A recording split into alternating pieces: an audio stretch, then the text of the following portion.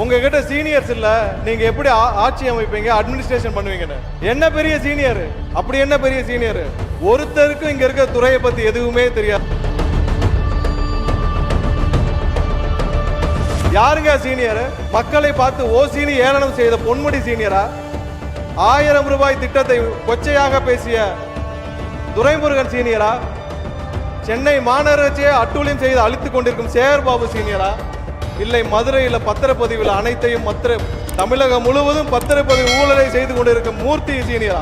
இவர்கள் எல்லாம் 30 ஆண்டுகள் 40 ஆண்டுகள் இந்த தமிழகத்தை கொள்ளையடித்தது போதாதா? தமிழகத்திற்கே ஒரு விடுதலை என்றால் நம்மளுடைய தலைவர் அண்ணன் விஜய் அவர்கள் முதலமைச்சராக பொறுப்பேற்கும் அந்த தருணம் மட்டுமே தமிழருக்கு ஒரு விடுதலை.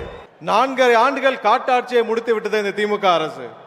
விவசாயிகள் ஆரம்பித்து அரசு ஊழியர்கள் முதல் இன்றைக்கு தூய்மை பணியாளர் வரை அனைவரும் கடுமையாக நேரடியாக பாதிக்கப்பட்டுள்ளனர் இந்த திமுக அரசால், திரு ஸ்டாலின் அவர்கள் தலைமையிலான அரசால். விவசாயிகள் ஒவ்வொரு நொடியும் பாதிக்கப்பட்டார்கள். இன்றைக்கு நேற்று பார்த்திருப்போம் தூய்மை பணியாளர் வரைக்கும் எவ்வளவு பாதிக்கப்பட்டார்கள் என்று. எத்தனை நாட்கள் நாம் இதே மாதிரி புலம்பிக்கிட்டு இருப்போம்? இதற்கெல்லாம் ஒரு விடை வேண்டாமா? கண்டிப்பாக வருகிற 26 நடைபெறும் தேர்தலில் தமிழகத்திற்கே ஒரு விடுதலை என்றால் நம்மளுடைய தலைவர் அண்ணன் விஜய் அவர்கள் முதலமைச்சராக பொறுப்பேற்கும் அந்த தருணம் மட்டுமே தமிழருக்கு ஒரு விடுதலை.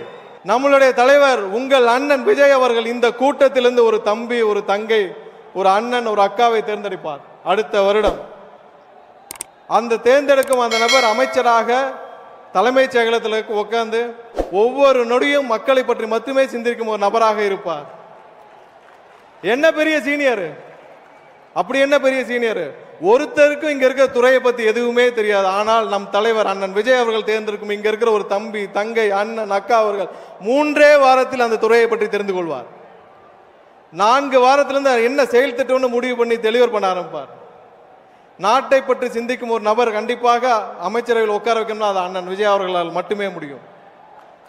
என்னிடம் ஒருவர் கேட்டார், நம்ம ஊர்ல வேலை பார்க்குற ஒரு அக்கா கேட்டுச்சு ஒரு 3 மாசத்துக்கு முன்னாடி, அண்ணா எலெக்ஷன் அப்ப கட்சிக்காரங்கெல்லாம் காசு கொடுப்பாங்க, அதெல்லாம் வாங்கிட்டு விஜய்க்கு ஓட்டு போட்டா அவங்களுக்கு தெரிஞ்சிருமான்னு. அப்பதான் ஒரு விஷயம் எனக்கு புரிஞ்சுது. 3 மாசத்துக்கு முன்னாடியே தமிழகத்துடைய அக்கா மாதிரி தாய்மார் மாதிரி பல பேர் தயாராகிட்டாங்க. ஒரு விஷயம் மக்களே, நீங்கள் யாருக்கு வாக்களிக்க போகிறீர்கள் என்பது உங்களை தவிர வேறு யாருக்கும் தெரியாது. ஏழை மக்களை மிரட்டி 500 1000க்கு வாங்க முடியும் என்று நினைப்பவர்கள் யாராலும் இனிமேல் அதை செய்ய முடியாது. தமிழக வெற்றி கழகம் ஒரு கட்சி மட்டுமல்ல, அது ஒரு தலைமுறைக்கான எமோஷன். 40-50 ஆண்டுகளுக்கு அப்புறம் இந்த தலைமுறையே மாற்றி அமைக்க போகும் எமோஷன், அடுத்த தலைமுறையை காப்பாற்ற போகும் ஒரு எமோஷன்.